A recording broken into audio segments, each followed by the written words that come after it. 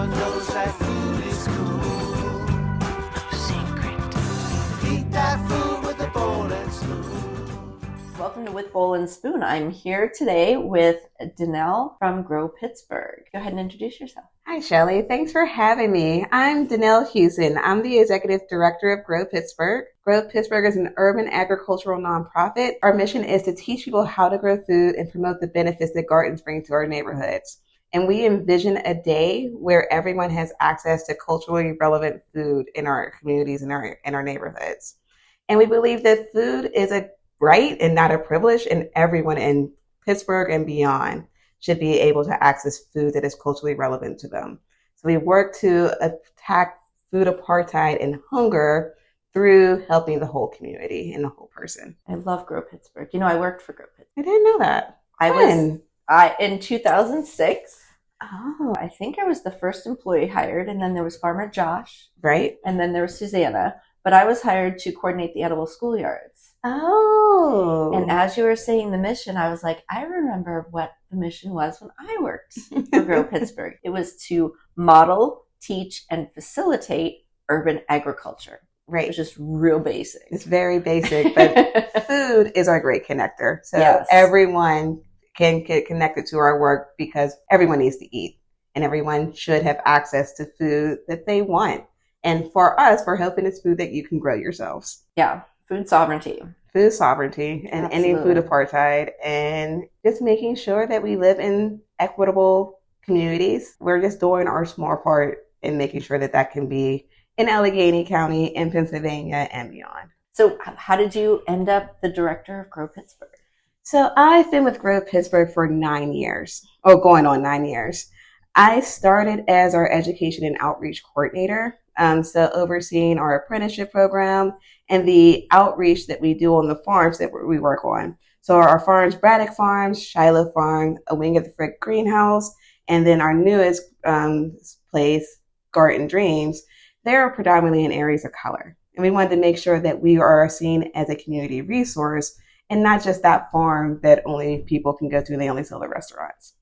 And that was a very big concern when I started in 2015 on what was our perception as Grow Pittsburgh in these areas? Because we can say we love being here, but if no one wanted us to be there, why were we there? So we wanted to make sure that our programming was reflective of the communities we're serving. And from there, just making sure that we're being more community assets, community oriented, making sure that we are being an asset to our farm areas. And from there, I was promoted to be our director of farm education. So that was overseeing all of our food access works, the farms that we work on, and any of the education and workforce development that was happening at Grow Pittsburgh. And then finally, once our previous executive director, Jake Seltman, was able to move on, I became the executive director and have been very vocal about our need to be involved in food access work and making sure that we are a social justice and food-oriented organization, because food is an intersectional issue and it's connected to a wide variety of topics. And how can we, with food, help improve our communities? I understand you want to be sensitive going into communities, and I just want to touch on that for a second. Grow Pittsburgh, we're a very values-oriented organization. So one of our key values is social justice, and another one is community empowerment and community involvement. So we all know that gardens can be seen as a tool for gentrification, and we want to not live up to that ideal. So we do not go and say like, hey, this area needs a garden, let's put a garden there. All of our gardens and all of our programs, except for our four farms, are the only sites we run ourselves. So a community garden is application-based, has to have the support of the community and a team.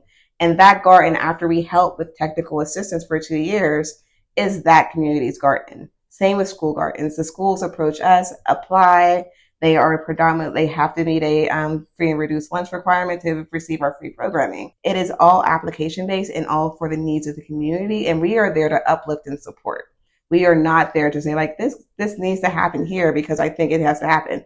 I think gardens are essential to our communities, but also the community has to have that need and has to want that need and be supported, and build community empowerment, community development, community outreach is built into all of our programs. So going back to Garden Dreams in Wilkinsburg, it was a long established garden before we moved in there. Mindy had Garden Dreams for 20 years.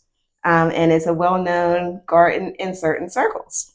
But we wanted to make sure that we are, again, reaching out to our direct neighbors, making sure that anything that we're doing, any development we're bringing to the area, we have community meetings, we're being as transparent as possible it can be. We want to make sure that people feel involved and brought along with the process. So it's always work. Every year we have a community meeting. Every year we have a neighbors only event. We're sharing as we're moving forward, and we want to continue to do that. We want to be good neighbors. We want to be sure that this garden has been here for 20 years. We want to honor that, but also knowing how we're going to bring in the community, that surrounding community that hasn't been tapped before, hasn't had the opportunity to be there. And that goes back to Braddock Farms, when we started being more intentional about the work that we're doing. We had community meetings, community focus groups where people were like, I don't know why you're here. This is a farm for restaurants and for white people. You don't need to be here. Like, we're like, thanks for having your 4-hour farmer's market a week. Good job. But otherwise, the farm is not welcoming. Like, we don't want to be here. It doesn't seem like you want us to be here. And it's taken 5 years to turn that. Like, we've started a meeting. We're like, well, no, we're here for the community. What can we do? How can we be more involved? What is our approach here? How can we be more involved? What do you want to see from us? And it was just be open, have more education, have more on-farm events. If you want to improve food access, improve food access. Make sure that you have food that we want to eat. Make sure you have food available when we can get to it. So we're open 3 days a week, which may be 4. We're seeing what programs will look like for 2024. But it's just opening up and being friendly. We do a Braddock Fall Fest in the fall where we attract over 300 people. Just to come and hang out and see what the farm's about, have fun, do farm Olympics. It's all about being a good neighbor, and all about that work doesn't stop. It's not just say like I can check a box and say, we achieved it, we're good neighbors. No, it's continue to reach out, working with the borough, working with our neighbors, working with community to continue to build it and move forward. Well, Braddock Farm is almost 20 years old. It's 18 years old. Started in 2007. Yeah. It is almost 20 years old. And it took until just 5 years ago before you actually feel like you established. I would say it took about 8 years ago. We started this process 8 years ago. So I've been at Grow Pittsburgh for almost 9 years. So that process started once we really wanted to be more intentional about it. So it's been ongoing work for 8 years now. Just like that first meeting, sitting down and like, hey, like Barry say, like, I want you to be open and honest with me and tell me what you think. And people will tell you what you think. This was with the residents. This is with the residents of Braddock and different community members and different community groups. And they will tell you what you think and be very open about it. And you have to just be like, I see that. Thank you. And we will do better. Yeah. And all we can all try to do is do better. When you know better, you do better. Yeah. Absolutely. Taking those lessons learned in every community we go into, and making sure that if we're setting up a site that's Grow Pittsburgh run, that we're doing the same things and working from those lessons learned. I know when I worked for Grow Pittsburgh and we were with Braddock, and there was a big effort, but most of the effort out in Braddock was white led. Yes, it was very light led. It was John Fetterman. When he was the mayor there, said, hey, I want a farm here. Everyone knew each other. We put a farm there. We were very opportunistic. As a small nonprofit, you have to be. You have to this opportunity. You couldn't pass up an opportunity to put a farm in. I would have been you would have been crazy to say no. But having that work and say understanding how does food move forward from here is the question. Yeah, it was urban agriculture in Pittsburgh was very white-led for a very long time, and I think we're seeing improvements in there now. But it was very well intentioned. It was very well intentioned. I mean, yeah, I think it was. I agree. Really hard. I agree. It was very well intentioned, and that's where the resources were. But we need to continue to bring more and more people in. Absolutely, and you had actually from those early days, and I'm sorry, I feel like I'm doing some nostalgic thinking here, but Robert, who just recently left to start his own farm. I'm super excited about that. But he was part of Grow Pittsburgh's summer youth program. He was part of. Yeah, he started at Braddock Youth Project as one of their youth interns, and then came on to be an apprentice with Grow Pittsburgh twice. And then I brought him on full-time staff in 2016, 2017. And yeah, we want to see more and more people like that, and more of how, I mean, that's a success story. Robert is a success story. It's the whole chain. It's the entire, it's a continuum of programming, as I like to say. We have programming from our earliest growers and our 2-year-olds in our early childhood, all the way to our elders and our seniors. So how are we connecting that together? And how are we building that? Robert is a great person and a great person to know. And we're very lucky that I am personally lucky that I've known him. I couldn't have done my work without him for years.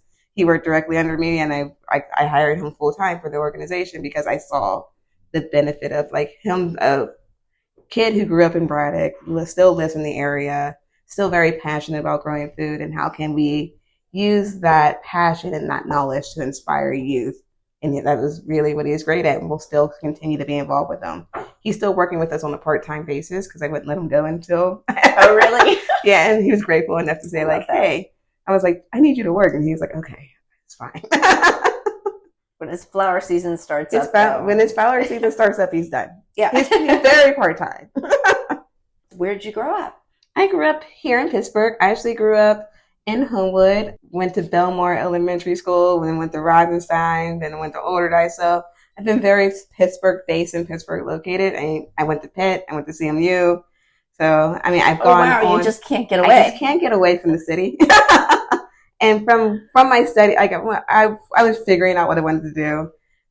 Multiple paths. There was a point where I thought I was going to be a lawyer, a point where I thought I was going to do other corporate things. I went to CMU to become more corporate, realized I hate being corporate. I don't want to be a consultant. I want to spend my time bringing services to people and like helping out. So I focused on out of school time education, which is, I don't believe the school day ends and learning doesn't end at the bell rings at 2:00, 3:00. And kids after school need opportunities to be involved and be active. And it's good for the whole entire community to give youth and kids something to do. So from there, I did an internship at Pittsburgh Public Schools, looking at their summertime program. I did some other internships around. I did an internship at the Smithsonian, looking at like mentoring and internships and like how does that help, and focusing on minority internships at the Smithsonian. And then came back here to finish my graduate degree at CMU. And then was at Pittsburgh Job Corps for a couple of years, working with their women's program and their mentoring program. And just, again, once they got through, it's a residency program. So once they got through their day, what were they filling their time with? Because they're living there on site. Lots of opportunities for boredom, idle hands. We all know the saying. So what can we do to fill them in and like give that lived experience? I'm a big believer in lived experiences and like how learning is all about experience. So that brought me to Grow Pittsburgh, because what better experiences are there than growing food and being on the farm and getting your hands in the soil? And how are we bringing both our youth, adults, young adults into that experiential learning? It'd be that through our structured urban farmers and training program for our high school students, our pre-apprenticeship program through partnership with PASA, or our workshop series where we have classes from how to start your garden 101 to irrigation prep and fitting irrigation for the subsistence production. All about that experience and living it forward. That's great. So do you tap into those programs that you worked with in grad school to get them to come and volunteer at Grow Pittsburgh? We do a lot of that. I want to make sure that we're staying connected. I have partnerships. Grow Pittsburgh enjoys partnerships, a lot of partnerships across the city and the region. True. Yeah, everybody knows Grow Pittsburgh. Not bragging about it. No, I'm not saying you're bragging. I'm just saying, obviously, yes, it's just such a powerful organization. It's important to the work that we do because we're a staff of 20. But gardens, and there are over 100 community gardens that we support. There are over 60 school gardens that we support. We have our 4 urban farms. We can't do it ourselves. Food growing is not something that we're helping support and uplift and make sure food growing projects in our region are essential and for everyone. And we only do that by having support and having partnerships to say like, hey, we want to uplift our partnerships and uplift the work that others are doing. A thing that a lot of people wonder is, why do we do urban agriculture if it's not going to feed everybody? So I think this twofold. I think we need to redefine what's urban, and redefine what we're thinking about when it comes to local food. So urban is about population density. So Allegheny County is urban. Even in our more suburban places, we're still in an urban setting.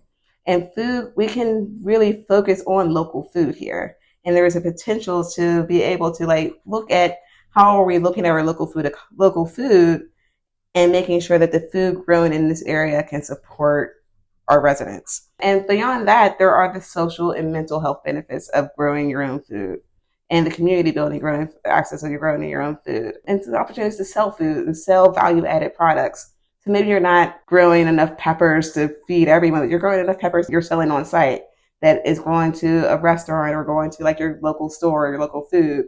And that is all about building community and keeping those resources local.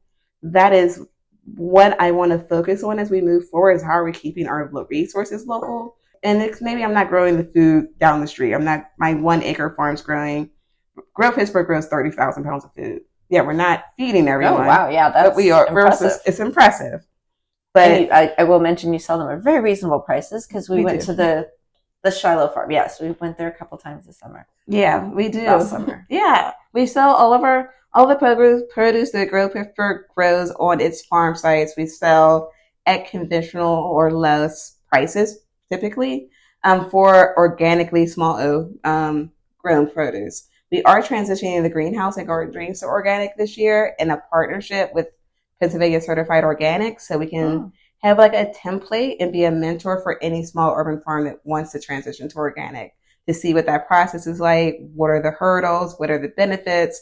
Is it worth it to transition to organic for a small farm? That's a really intense study. Yeah. So we're partnering with that right now through a transition to organic partnership program grant as well. I just talked with Who Cooks for You Farm with Eros and Chris, and asked, why did they go to the certified organic? And they said once they reached a point where they weren't directly talking to each of their customers, they had to do that because they needed to have that reputation back them up. Exactly. Because they weren't able to actually say, like, this is organic, this is organic, this is organic. Like, you trust us, right? You see it. And like, once you get past that point, it's like, if you're not seeing the farmer, you need that certification. You need that. You need to trust in the label. So I serve on the board of PCO. So just trying to make sure that this people believe in the label and how that can benefit and again lead to more equity in food, and like how can organic help with that? That's kind of the process that we're thinking of now, because the governor just announced a Center for Organic Excellence that is going to come out of the state level, and I'm excited to see what happens there. But again, it's about the commodity farms are going to be fine. Like your big chicken farms are going to be fine. How is this going to benefit your small diversified vegetable grower is where I'm concerned about, because I don't want them to get left behind. I think we need to see how that benefits us and how we can make it more accessible, how we can, again, make sure that the proceeds and the profits are staying local. So your growing food is staying local, the money is staying local. How far is that study, people always do that activity. How far does your dollar go when you spend it? Where is it going? Is it staying here? Is it going 50 miles?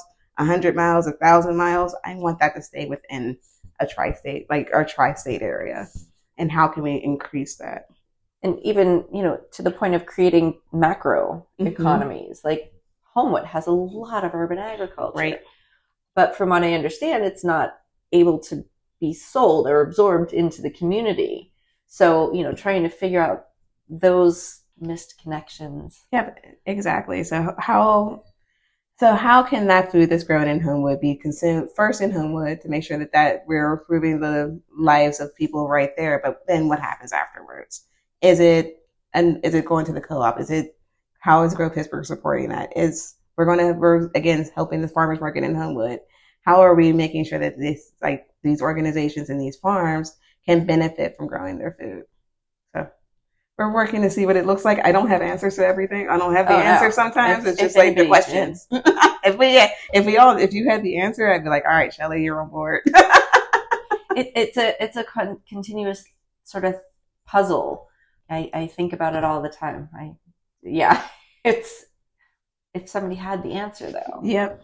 Hopefully they'd tell us. You would hope, and we're working on it. There are conversations both at the state level, at the federal level, on how the food system can get better. I think it just needs to be more cohesive and there needs to be like a more of a plan behind it. So how we're, again, uplifting that community. Community building is going to be how we're going to solve hunger here. Community building, how we're going to solve food. It's all about community building. I've recently listened to a couple interviews with Chef Jose Andres, and he talks about when he goes to these crisis areas. He goes, like, for example, to Puerto Rico when they had the hurricane. And he goes into them and all of the services are shut down.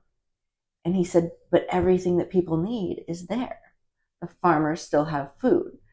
There's people with trucks, right? There's people with kitchens. Like, all of the parts are there. And he's like, every community has all the parts they need. Exactly. You just have to connect them. It's just a matter of putting them together. Yes. And so he goes down there and just, and it's not that, people are shocked because of the trauma that they just experienced, but also they're used to the systems, and whether it's the government or whatever, just doing it for them. They don't even bother thinking about it. Right. So taking that step and having that thought, and it just made me think about, like, specifically because what I know really well is Pittsburgh community. Exactly. And I'm like, if we could go in and do like a resource identification. Everything is here that we need. Yep. There are barriers that are systematic barriers that we need help from the system to eliminate, but it's here. There's the resources. We need the resources to be able to figure it out. And what do those resources look like? I mean, it's always an investment of capital. I mean, it's going to be an investment of capital. It's going to be an investment of time and people and effort. So it's the hiring people to do the talking and the research and the uncovering these things. Exactly. It can't be on the people who are providing services right now to fix it. We're so involved in doing the day-to-day work to keep the system running as it is. There has to be something that comes and supports that and be able to okay, I see all this is here. How are we going to do it together? But expecting me or someone else to be able to pay for that work or have the capacity to do that work is not realistic. We run our organizations. Plenty of us are running organizations. We're not here in a silo. There are urban ag organizations across the city that are doing this work, but we're doing the work of urban ag and getting food grown, providing programs, workforce development, community building. Who has the time and who has the people to do it? That's the question. Absolutely. I don't know. I could point some fingers, but I'm not going to. I could point fingers too. If you'd like to point fingers, carry on. Yeah, it's an interesting puzzle. We all think about it. We all puzzle over it. I'm fortunate enough to I have a job that is my job to think through these issues. That is what my privilege is. So I want to use my privilege on being the executive director of a mid-sized nonprofit that is relatively successful to be able to continue this work. We're coming up on 20 years of work at Grow Pittsburgh. We want to make sure that the privilege that we have here as an organization, our legacy, the trust that we've built over a couple decades that we've been here, that we can use that to move this region forward. And it's not going to be just Denele thinking of these ideas. It's partnerships, it's conversations like these, working with other organizations. How is Grow Pittsburgh and how is the sector of urban ag helping support Lisa Freeman or helping support Sankofa or helping support other projects that are happening here in the city that we can all come together, that we're not in competition for resources. Yeah. When you said that Grow Pittsburgh is growing food to support residents or making sure that the food supports residents, what did you mean by that? So we want to make again, it's about one of our key values is food sovereignty. So making sure that we're growing food that people want to eat. Over the past, 8 years, we really flipped our program model. We used to sell a majority of our produce direct restaurant sales, CSA, and now we're selling 95% directly to the community, directly through our farm stands, and being very successful in that because the need keeps being there and the demand keeps going up. That's why we're contemplating that 4th day in Braddock. We're hoping to continue in Wilkinsburg, continue in Homewood, continue at Shiloh, making sure that that food is getting into the hands of people that need the food and want to eat the food as well. But again, with the food that we're growing, making sure there's food that the residents want to eat. Because I can say, I can always be, and I can go in front of anyone and say, here's this kohlrabi. And I think of it because of Robert. I'm like, here's my kohlrabi. Eat it because I grew it. if you don't know how to eat it, if you don't even know what it is, what am I doing? What am I doing? You know? And it's like, that's just making me feel better saying I grew some food and it's real funky. Yeah, I'm like, this is real fun to eat this thing. But if you don't know how to eat it or never seen it before, I'm not serving anyone. It's just serving ourselves, and we cannot as a sector continue to do that. I know that your farm stand locations are in the areas where people have low food access or are experiencing food insecurity. So how are you assuring that the residents are actually buying the food? And I don't mean to challenge you. I'm just saying, like, that's a thing. So you open a farm stand, people can come from anywhere. I mean, yeah, but so if the pandemic taught us anything, food and being food insecure is not apparent. So it's not on me to judge where you're coming from. You can look like you can be in the greatest position of your life, but still be food insecure. So I want to challenge that in the get-go. Like, it is not on me to judge how people are getting their food.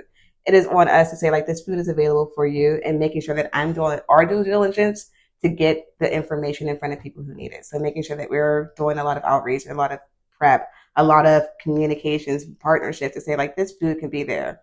Making sure that I'm talking to WIC offices and like FMP distribution, saying, like, you can reimburse your FMP checks at our farm stands, and make sure you know that. Making sure that we have food bucks available. We take all forms of payment, so we're taking EBT, WIC checks.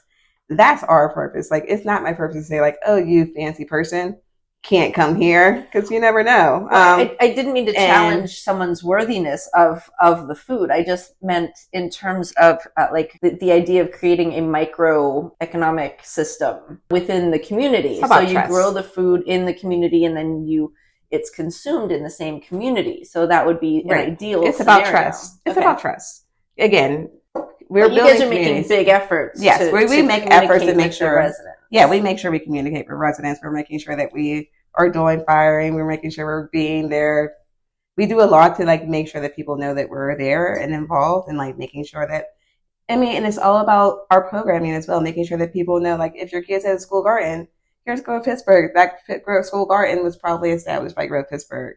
If you're at this community garden, it was most likely established and or supported at some point by Grow Pittsburgh. Making sure that you know the full round spectrum of the work that we do.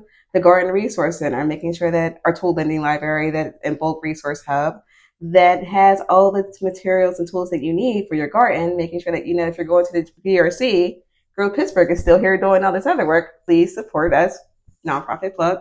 Please support Grow Pittsburgh as an organization. You're very good at that. I've always grown food. Like I said, I grew up in Homewood, where we haven't had a grocery store in, I don't know, decades. What was it? Food something. It was like a shop and save or something that was on where the YWCA is. Oh, that was the last grocery store that used to be there, and it was torn down for an apartment building, and that was, I don't know, 30 years ago. I remember when I was working over there, there was a CVS that had just closed down. Yeah, the Rite Aid just closed down on the corner where Bible Center is, and that was the last. Yeah. That's where that last thing is. So I grew up there, and like but my dad, I guess technically first generation Pittsburgh if you think about it, because my dad moved here from Virginia with his mom, but when he was like a teenager. But we always had gardens, and they always grew food because they are, again, great migration families who move up here and like brought some of those practices, like growing food and having gardens in your past, like we making sure that it was just something that was normal for me to like have a garden in our backyard, grow the food with my dad, and making sure that happens. And I will again admit entirely to my privilege as a Pittsburgher, and we can get into some interracial colorism of everything that happens with Black people. As a light-skinned Black woman who grew up in these areas, but also had a very certain level of privilege, that I grew up in a 2-parent household. My mom has a master's degree. My dad was a janitor, but he was employed and he was around, and he's still around. Both of my parents are still together. And that leads to a level of privilege that people that I grew up with did not have. And a level of security, too. And level of security that they did not have. And not realizing that until a while. And then the schools that I went, I went to public school. So I'm a proponent of public schools. I went to Rosenstein and I went to Alderdice. But again, having that privilege of being in classes that are like the gifted classes and that push you towards the next thing and push you towards the things. And you have to recognize that as a person and as how messed up our system is usually. That's a whole nother conversation that I don't think we have time for. But a conversation that should really happen. Absolutely. Yeah, it should happen. We'll table that. We'll table that for our next call. So knowing that my parents worked very hard for me not to experience hunger, even though early on, before my mom like found success, like we grew up with food stamps. My cousins grew up with food stamps. We grew up with not having access to food. I know what government cheese tastes like. We all had it. It was a little bit like Velveeta. It made a good grilled cheese sandwich. Yeah. We all ate butter sandwiches.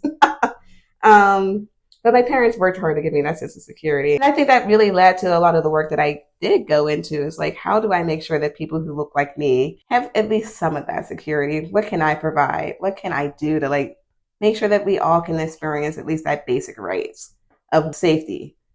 I'm a big proponent of like, what makes you comfortable? And like, how can we make sure people are comfortable? In a physical sense, like there are like uncomfortable conversations or another thing. Like there's white comfort and there's like actual comfort. And I want actual comfort. Like I want you to have food, shelter, heat, like the basics. You should be able to get clothes, food, shelter, watch your children, and live a comfortable life. And what little bit I can do, I try my best. So. But you have a really amazing organization that's doing some great things. Thank you. Yeah. I have a bias for Grow Pittsburgh anyway. But you talked earlier about redefining urban as far as urban agriculture. And I think when I was saying urban agriculture can't feed everybody, my idea is that it teaches people what food is and what the different types of food is and where food comes from and makes them appreciate it more. That's just my spin on it. And then when there is a farmer's market and they see the produce, or maybe some people will be wanting to go out to the farm and see since they've had this experience. And I mean, being a farmer isn't a job. It's a lifestyle. It's a life. Yeah. And so you have to you got to love that to make that leap. And then you need 500-foot rows, which you're probably not going to find in any kind of urban environment, whether that be here or in the peri-urban area. So, yeah. So why don't you talk a little bit about that? I completely agree. We're here to help people have experiences. And that experience of food leads to that respect in your relationship with plants and your relationship with food. So how is, for us, when we have our 3-year-olds out in the garden and they pick their first green pepper or little lunchbox pepper and they're like, and they're so happy. And so like that happiness of growing, seeing that seed grow from a seed to a plant to a fruit changes your relationship with food. It changes like, this icky green thing to, this green thing that I grew and I can take a bite of it. Or these herbs that I grew and it makes me smell these things and it helps with there's teas now, there's other things. It's the relationship with how we're respecting our food. And again, the way that we promote growing food increases the nutritional benefit from it because you're growing healthier, you're growing without pesticides, you're growing things that are more small and local seasonal food that can help with you need more sun. You're greening, all the nutrients you're getting are through the plants that you're eating. And what we do is again, affecting the whole child, the whole person. So how are we continuing to, again, how is that experience in a school garden affecting that child in that community, in that school, to say I built this healthy relationship with food. So this healthy relationship with food that I learned at school, I can take home to my parents. And now they are excited to they're like, I ate this salad that Farmer Ian made in class today. Can we make it at home? So now your family's eating fresh produce and eating food that was either okay, I ate this salad. So now my kid wants me to grow this plant at home. So now we can grow this salad at home. And now, okay, we can't grow here at home. Can we go to a community garden? We're going to this community garden. Or if you don't want to grow food, which is completely fine too, how are you involved with your local urban farm? How are you going to the Shilohs, the Lisa Freemans, the Farmer Girl Ave? How are you relating with them? And how are you getting more food and getting food into their hands through those different markets because you're so excited to have this food there. And that's okay. Some people don't have time to grow food. But the benefit of urban gardens is the access to it. The access to all of us working in concert to do urban growing. So it may not be you growing your tomato at home, but it's me growing a tomato that you're enjoying and accessing. Or your child's excitement for this food that you're going to go find it and like become a part of the community. All about benefits, and it's all together.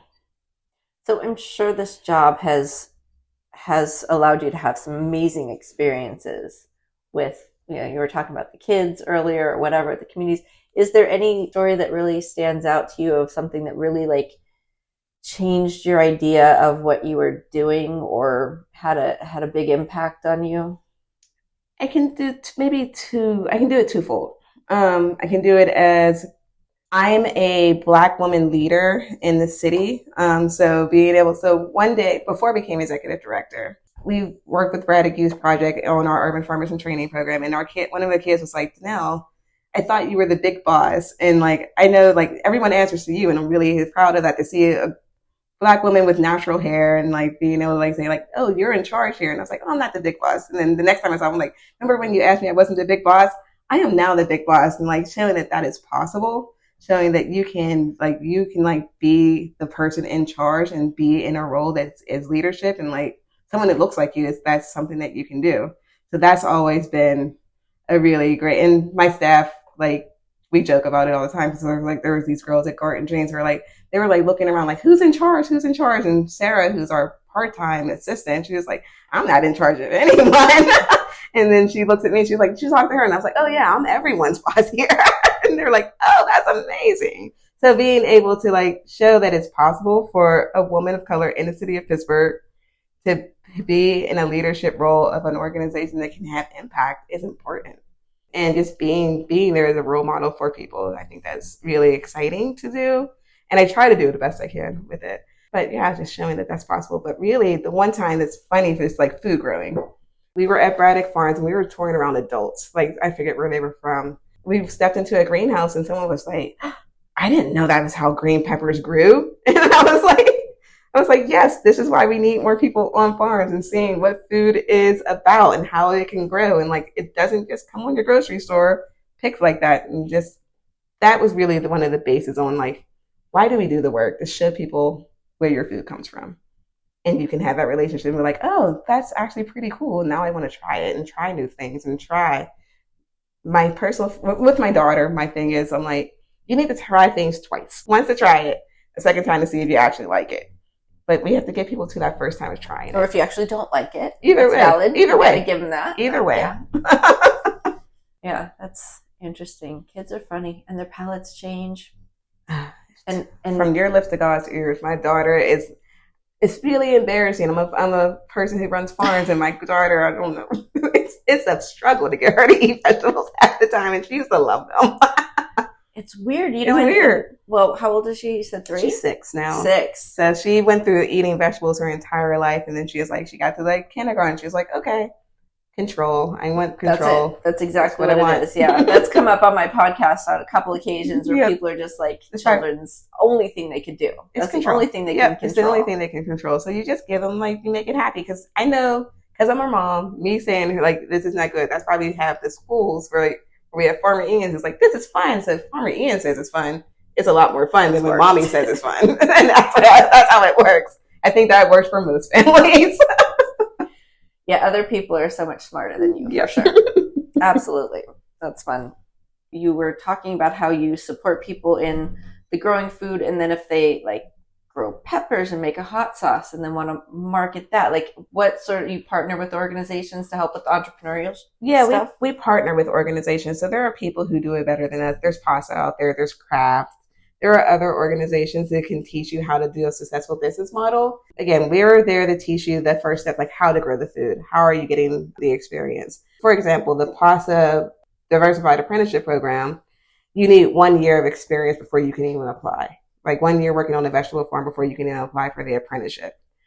Where are you going to get that 1 year of experience? Grow Pittsburgh can apply that 1 year of experience through our pre-apprenticeship program. So we can teach you, again, how to grow food so you can move on to like how to manage a farm. There are people who do that for their bread and butter, and we don't have to do everything. That's true. You do not have to be everything to everyone. Yes. That is a really good boundary to have and to stick to. We try. I am a herb grower. I love growing herbs. I grow all types of basils, lavenders, thyme. I like to do a really good cocktail garden that helps me with my cocktails. So, and then I love growing flowers too. So my front yard is full of flowers and different herbs. Really, I have enough vegetables here at work. That's true. I bet you don't need to grow any tomatoes. Yeah, that's awesome. My staff loves growing food, and they do it well. I grow tomatoes for my dad. I'm actually not a tomato fan. Fresh tomatoes they're like, this interview is over. That's it. I don't know how I feel about you now. I like tomato sauce. I like sun-dried tomatoes. If you do something to the tomato, great. I cannot just pluck it into my mouth. It's not my thing. A little mayonnaise on bread with sliced tomato and some salt. Not my thing. So not good. my thing. Okay, all right, that's fair. Hey, we all have different tastes. So. See, what is your vegetable of choice? I love asparagus. I do love asparagus. I love seeing it grow. It's the first thing that grows in the spring, and they start poking out of the ground. It's They're like fingers. They're fingers. They're little fingers that grow out of the ground, and I love them. And then I'm like, okay, I am through this winter. Spring is here. Summer will be here soon. So it's always a good sign. That and the robins showing up. So robins and asparagus, how you know it's spring. That's great. Anything else you want to share that I haven't asked you about that you think would be good on a food podcast? How are we defining urban agriculture? The way that I look at it, urban agriculture is anything that's grown within a population density. So that could be the pot that you're growing on your front porch. That's urban agriculture. The 1 acre farm is urban agriculture, but it is all valuable within the system. Making sure that we're building community. Grow Pittsburgh, we're people first and community first. So making sure that we're all coming together to appreciate and, again, reap the benefits of urban farming and urban agriculture. So how are we all within that system? My little spiel, my little soapbox. Well, this has been lovely. It's so good to get to know you a little bit better. And I'm really proud of your organization. And I'm really glad that you were able to be on my podcast. Thanks so much. Thanks for having me. This has been really fun. So.